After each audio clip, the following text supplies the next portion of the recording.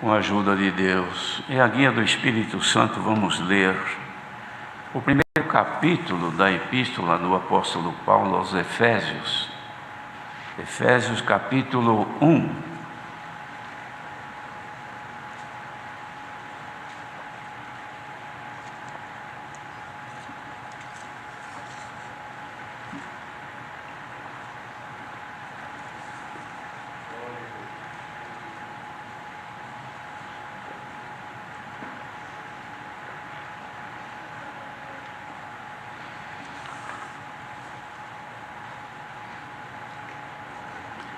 Paulo, apóstolo de Jesus Cristo, pela vontade de Deus, aos santos que estão em Éfeso e fiéis em Cristo Jesus, a vós graça e paz da parte de Deus nosso Pai e da do Senhor Jesus Cristo. Bendito o Deus e Pai de nosso Senhor Jesus Cristo, o qual nos abençoou com todas as bênçãos espirituais nos lugares celestiais em Cristo, como também nos elegeu nele antes da fundação do mundo, para que fôssemos santos e irrepreensíveis diante dele em caridade. E nos predestinou para filhos de adoção por Jesus Cristo, para si mesmo, segundo o beneplácito de sua vontade, para louvor e glória da sua graça, e pela qual nos fez agradáveis a si no amado, em quem temos a redenção pelo seu sangue, a remissão das ofensas, segundo as riquezas da sua graça, que ele fez abundar para conosco em toda sabedoria e prudência, descobrindo-nos o mistério da sua vontade, segundo o seu beneplácito que propusera em si mesmo, de tornar a congregar em Cristo todas as coisas na dispensação da plenitude dos tempos, tanto as que estão nos céus como as que estão na terra. Nele, digo, em quem também fomos feitos herança, havendo sido predestinados, conforme o propósito daquele que faz todas as coisas, segundo o conselho da sua vontade, com o fim de sermos para louvor da sua glória, nós, os que primeiro esperamos em Cristo, em que também vós estáis, depois que ouvistes a palavra da verdade, o evangelho da vossa salvação, e tendo nele também crido, fostes selados com o Espírito Santo da promessa, o qual é o penhor da nossa herança, para a redenção da possessão de Deus, para louvor da sua glória. Pelo que eu também a fé que entre vós há no Senhor Jesus, e a vossa caridade para com todos os santos, não cesso de dar graças a Deus por vós, lembrando-me de vós nas minhas orações, para que o Deus de nosso Senhor Jesus Cristo, o Pai da glória, vos dê em seu coração, tendo iluminados os olhos do vosso entendimento, para que saibais qual seja a esperança da sua vocação e quais as riquezas da glória da sua herança nos santos, e qual a sobreexcelente grandeza do seu poder sobre nós, os que cremos, segundo a operação da força do seu poder, que manifestou em Cristo, ressuscitando-o dos mortos e pondo-o à sua direita nos céus, acima de todo principado e poder e potestade e todo nome que seja, não só neste século, mas também no vindouro, e sujeitou todas as coisas a seus pés, e sobre todas as coisas o constituiu como cabeça da igreja, que é o seu corpo, a plenitude daquele que cumpre tudo em todos. Amém.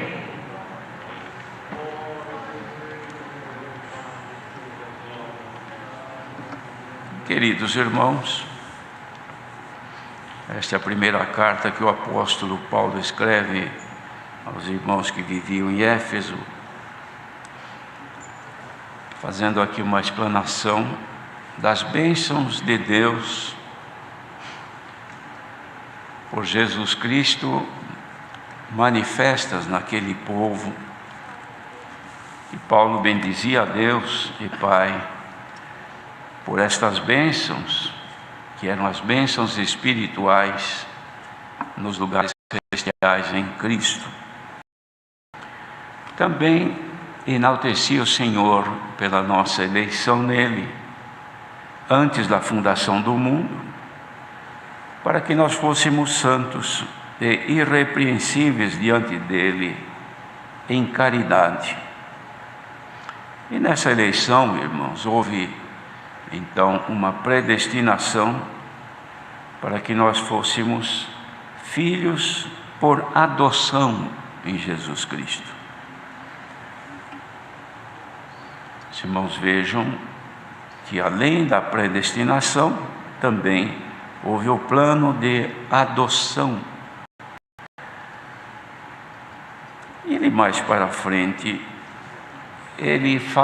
Paulo fala da descoberta de um grande mistério do querer de Deus, da sua vontade, segundo o seu bom querer, o seu bom prazer, o seu beneplácito, que ele havia proposto em si mesmo, que era de tornar a congregar em Cristo todas as coisas. Ora, queridos irmãos, aqui Paulo fala de tornar a congregar em Cristo todas as coisas. Congregar é reunir, é ajuntar. O plano de Deus era de novamente ajuntar um povo que ele haveria de escolher por predestinação e também fazendo uma adoção e também por eleição. Então os irmãos vejam as etapas que Deus preparou para poder fazer um reajuntamento do povo para congregar em Cristo outra vez, para retornar a Ele. Então aqui os efésios estavam recebendo esta carta, irmãos, deveriam se alegrar com isto, pela ciência que Deus havia feito ao apóstolo e ele manifestar-lhes este conhecimento tão profundo desta obra tão importante que Deus estava fazendo, lembrando-se daquelas pessoas de Éfeso, dando-lhes a oportunidade de aproveitar o momento da predestinação, eleição e adoção. Adoção porque outra vez estavam tornando a ser filhos de Deus por Cristo. Ora, eram filhos de Deus por causa da natureza humana, porque Deus fez Adão, consequentemente nós somos de sua geração, então também somos filhos de Deus como todo ser humano. Mas esta outra filiação, irmãos, ela é diferente. Ela se trata de uma nova congregação em Cristo. Esta congregação, ninguém confunda congregação cristã no Brasil, isso aí é o nome da personalidade jurídica. Mas essa congregação em Cristo é o ajuntamento de povos, nações e línguas, raças, cores, que Deus haveria de fazer por intermédio de Jesus Cristo e recebê-los outra vez como filhos por adoção. Então os irmãos vejam que obra magnífica que Deus fez, e Paulo anunciava isto então aos Efésios, e isto chega para nós hoje, irmãos, o valor que nós deveríamos dar, considerando esta obra maravilhosa que Deus fez, de tornar a congregar, ou seja, reunir com Ele outra vez o povo que havia sido disperso, afastado por causa do pecado, mas em Jesus Cristo agora, Ele então está novamente reajuntando esta gente, de cujo povo nós fazemos parte hoje, reunidos aqui, irmãos, e por esse mundo afora, ninguém é capaz de mensurar, ninguém é capaz de definir número dos fiéis que pertencem a essa congregação em Cristo. Mas o mundo, irmãos, milhões e bilhões de pessoas, não sabemos mais quantos que fazem parte ou que farão parte desta grande eleição pela qual nós estamos aqui hoje, por misericórdia de Deus, participando desta bendita graça. O que ele fez, irmãos? Os irmãos, lendo tudo que Paulo escreveu sobre isso, ele diz que nós fomos feitos herança. Então, os irmãos, vejam, pessoa que recebe uma herança, irmãos, recebe um benefício. Hoje no mundo, quando se fala em herança, as pessoas lutam, brigam, quando se veem lesadas, buscam a justiça, procuram de toda forma alcançar o que lhe pertence, o que lhe é de direito, quando se trata de herança. Quando a herança é de alguém que deixa duas pessoas, então não é tão difícil a divisão. Divide-se em dois, metade para cada um. A única diferença que existe é que de repente um lado pode se sentir mais beneficiado, mais favorecido do que o outro pela qualidade da sua herança. Mas a nós, irmãos, Davi escreveu que coube a nós uma formosa herança. Somos herdeiros de Cristo. Mas agora, irmãos, esta herança que fala aqui é o inverso. Nós somos herança de Jesus Cristo. Quando o Senhor Deus dividiu a herança com Cristo, nós somos herança de Cristo. Cristo se tornou herdeiro de Deus. O que ele recebeu de Deus? Na parte dessa herança, o povo. Tanto é que ele, numa das profecias, em Hebreus me parece, que também deve estar escrito nos Salmos, que ele vai chegar, quando se apresentar ao Pai, vai dizer: Pai, eis-me aqui a mim e aos filhos que me deste. No outro lugar, na oração apresentando, ele disse: Senhor, Pai, pedindo as bênçãos sobre os seus irmãos, disse: eram teus e tu me os deste. Nós éramos de Deus e o Senhor nos adotou como filhos em Cristo e passamos a ser herança de Cristo. Então, irmãos, quem que cuida, ou melhor, que não cuida da sua herança? Todos nós cuidamos, não é verdade? Só se a pessoa não tiver juízo. Mas Cristo cuida muito bem da sua herança.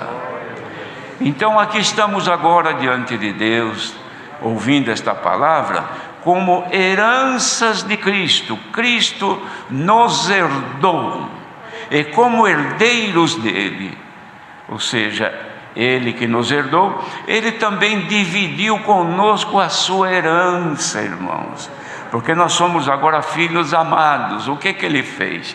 A herança que ele recebeu de Deus, o Pai, ele divide conosco, que não é riqueza aqui na terra, não é benfeitorias na terra, não são simplesmente as bênçãos temporais, porque isso tudo fazem parte da vida humana, mas as bênçãos são celestiais, nos lugares celestiais nele, em Cristo.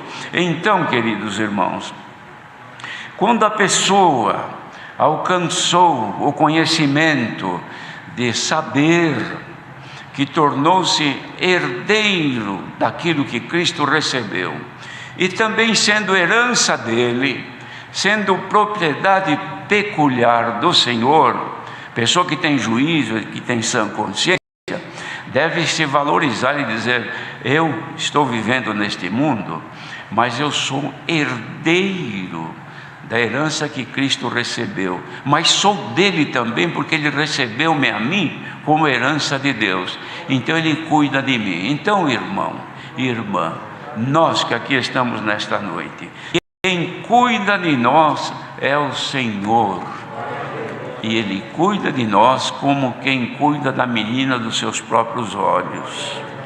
Quem é que permite que alguém toque com o dedo nos seus olhos? Ninguém. Assim é quando também alguém quer tocar num pequenino do Senhor, é como tocar na menina dos seus olhos, porque somos herança do Senhor Jesus. E nesta noite, irmãos, nós aqui que estamos como herança, o que Ele fez?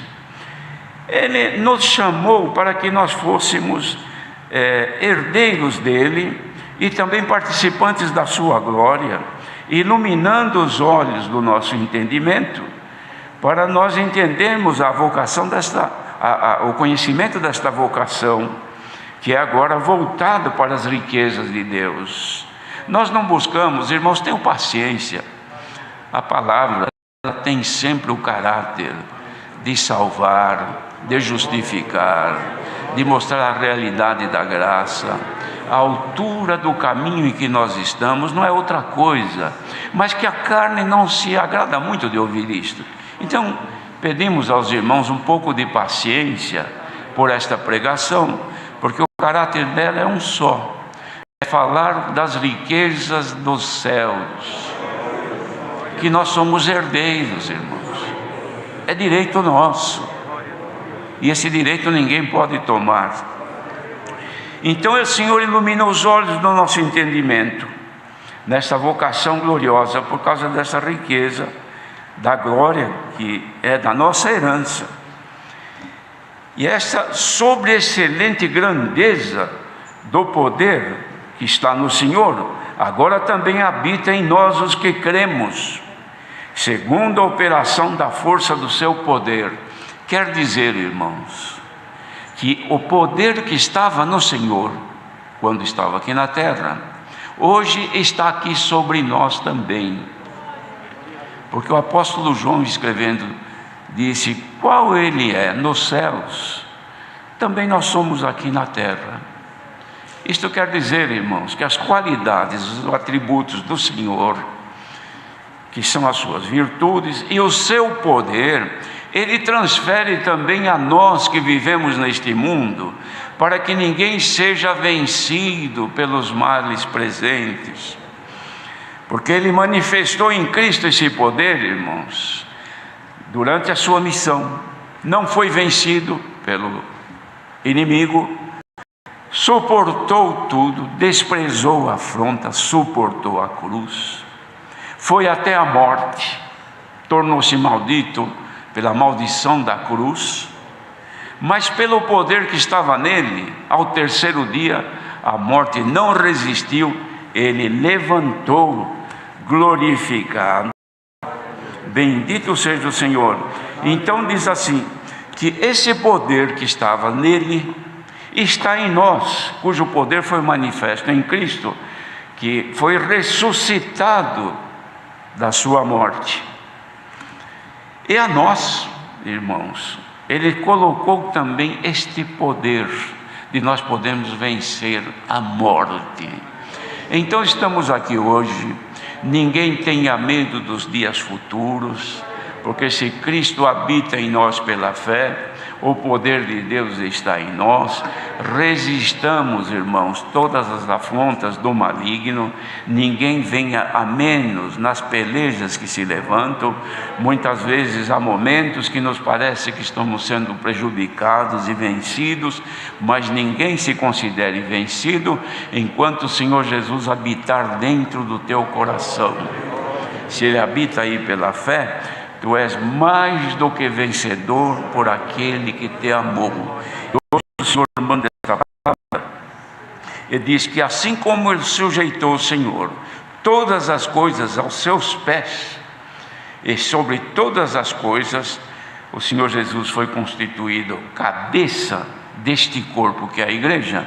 Hoje nós estamos aqui nesta condição, o corpo cuja cabeça é o Senhor. Irmãos, ninguém cuida melhor do corpo de uma pessoa do que o seu próprio cérebro, a sua cabeça.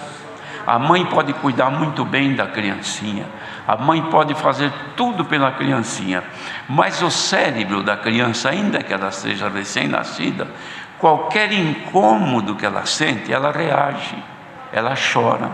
A criança não sabe se defender, a criança não sabe buscar nada, mas quando ela tem necessidade, quando ela tem fome, ou quando ela sente algum incômodo, o que ela faz? Ela grita, ela chora. Por quê? Porque a cabecinha dela tem um cérebro, e o cérebro comanda o seu corpinho, e tudo que passa no seu corpo, o cérebro tem conhecimento e toma as devidas medidas. Precisa chorar, a criança chora. Quando aprende a falar, o cérebro manda ela falar, ela grita, ela pede, ela exige, e ela faz de tudo. Por quê? Porque a cabeça comanda aquele corpo. A cabeça que comanda o corpo da igreja é Jesus Cristo. Ninguém se incomode se estiver preocupado com a obra de Deus, pensando que vai acontecer isso, que vai acontecer aquilo, que as coisas estão mudando, que não era nada mais assim. Ora, você é um membro. Você não pensa. Você pode pensar defensor do corpo, que é o corpo da igreja, cuja cabeça é Cristo. Nenhum de nós tem este dever, este direito. A única coisa que ele fez é abrir um pouquinho os olhos do nosso entendimento, para podermos entender que ele é a cabeça. Se é suficiente para entender que quem governa esta obra é a cabeça, que é Cristo, deixemos tudo nas mãos dele. Os irmãos querem ver? A obra começou lá no começo, irmãos, da era cristã. Verdadeiro início deu depois que ele cumpriu a obra no madeiro da cruz. Quem é que conduziu esta obra ao longo da história, de todos estes séculos? Foi algum ancião, algum bispo, algum rei, algum governo? Ninguém. Foi o Espírito de Deus. Como é que passou, irmãos, a graça do Senhor Jesus ao longo da história do Evangelho, durante todos estes séculos, caminhando de nação por nação, enfrentando perseguição, destruição, queimadas, fogos nas pessoas, as vidas que eram tiradas, mas a obra não parou, não terminou, e ela veio avançando, avançando, para chegar no tempo, irmãos, do cumprimento da palavra de Deus, no tempo do fim, quando tudo deveria de ser cumprido, e ela veio cumprindo. Quem é que conduziu ela até aqui? Quem é que revelou esta graça por irmão Luiz Franciscão, quando ele era ainda moço, para fazer entender que devia começar a obra de Deus nessa condição e chegar até hoje? Quem é que chamou os anciãos que já dormiram no Senhor e eles foram guardados 20, 30, 40, 50 anos no ministério? Quem é que nos conserva de pé até hoje? Quem é que conserva a nossa memória? Quem é que guarda a nossa mente? Quem é que guarda os nossos olhos? Quem é que guarda os nossos sentimentos em Cristo? A aventura não é a cabeça chamada Jesus? Glória ao nome do Senhor, pois é Ele quem governa esta obra. Ninguém pense, agora vão começar os cultos, que vão voltar os cultos presenciais, e vai ser isso, vai ser aquilo, agora vai acontecer isso, vai acontecer aquilo.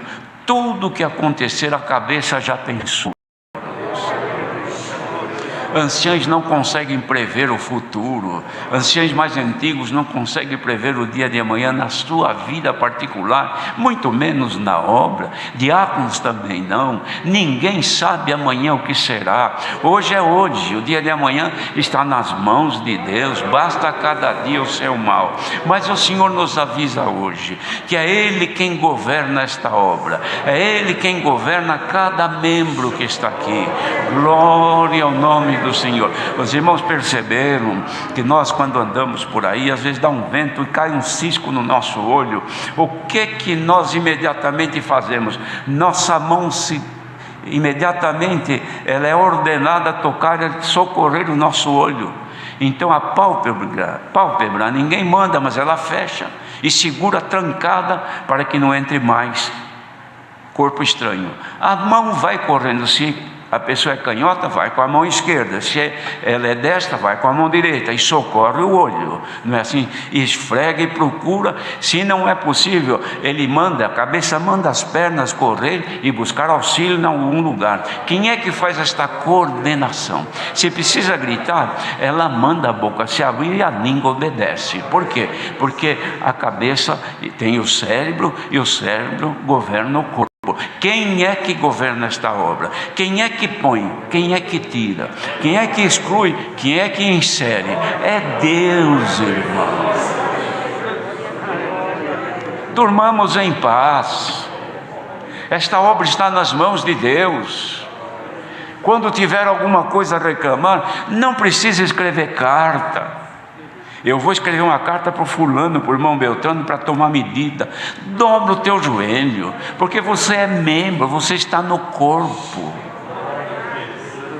Glória ao nome do Senhor. Então fale logo com a cabeça que governa. É melhor. A resposta é mais rápida e é certa.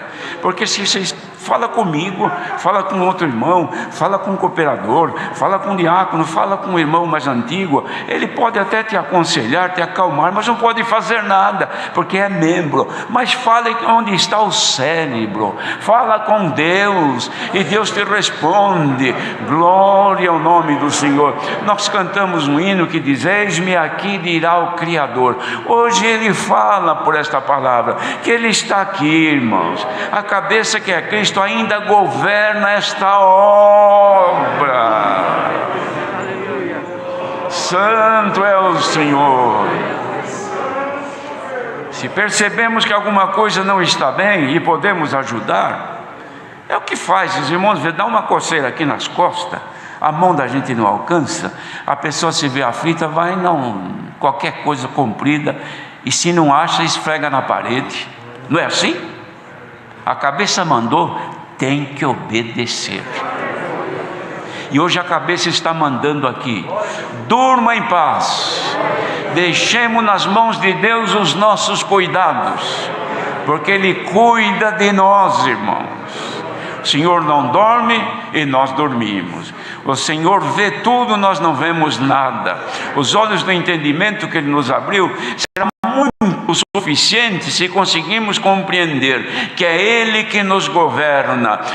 Irmãos, se o Senhor nos governar e nós permitirmos que nos governe, porque tem o seguinte, irmãos, quando a doença toma um corpo e de repente a enfermidade atinge, digamos, um diabetes alto, e a pessoa sofre um ferimento num lugar, num membro mais longe, na ponta do pé, no dedão do pé, topou, esfolou, machucou, então o sangue não circula direito, ele começa a ter dificuldade de cicatrização, e aquilo vai complicando. Chega uma hora, irmãos, que começa aquela parte do corpo a sofrer, e pode destacar-se do corpo e perdendo a vida. Então o que tem que se fazer? Tem que procurar um jeito de se libertar da doença para não perder um membro. Glória ao nome do Senhor. Então os homens inventaram a medicina, que faz todo o recurso, e muitas vezes alcançam um jeito de diminuir aquele diabetes, faz com que a circulação chegue lá na ponta do pé, cura o pé que estava já cheio de carne putrefata, já não tem mais, volta à vida, e acabou, e a saúde chega. O homem até consegue fazer isso. Se tiver entre nós algum membro que a virtude já não chega tanto aí, e então já está se esfriando, mexe num, ele sente, passa o dedo num, ele sente, mexe com o outro, sente, mexe com aquele e não sente mais nada, porque o sangue não chega ali, a virtude não alcança mais, foi ferido, levou uma topada e não está mais com vida. O Senhor vai pôr a mão em ti. Receba agora a virtude que está descendo, está passando por aqui. Quem está com saúde, a vida vai se manifestar com alegria. Canta ao Senhor, louve ao Senhor, e você não cairá deste corpo. Santo é o Senhor. Volta a saúde ao corpo da igreja, porque a cabeça que é Cristo está tomando as medidas necessárias. Santo é o Senhor. Olha, irmãos, Deus é bom, que hoje o que Ele está fazendo, quem sabe alguns estavam se destacando, foi ferido, porque acontece. Estamos viajando, machuca o pé, cai um peso no pé, alguém pisou no pé, esfolou, e a coisa já não estava indo bem, a comunhão já não era tanta, a ligação com Deus já não era muita. Então já não sente mais, mexe, não sente mais nada, vai se esfriando, vai se distanciando. Chega até o Senhor agora, mesmo aí na tua casa, longe daqui. Não precisa chegar perto do lugar onde você está vendo, mas chega perto do Senhor. Deixa a cabeça, que é Cristo, te confortar e fazer voltar o calor outra vez, fazer voltar outra vez a circulação das virtudes de Deus, e a saúde te tomará. Isto é bondade de Deus. E hoje a bondade de Deus chegou aqui entre nós, irmãos. Quando o Senhor cada de nós, irmãos, um corpo, tudo que serve de alegria para uma parte do corpo, todo o corpo se regozija. O Senhor quer ver a sua igreja alegre. Recebamos agora pela nossa comunhão um pouquinho da alegria de sermos filhos de Deus, heranças de Deus por nosso Senhor Jesus Cristo. Deus seja louvado. Amém. Agradeçamos a Deus.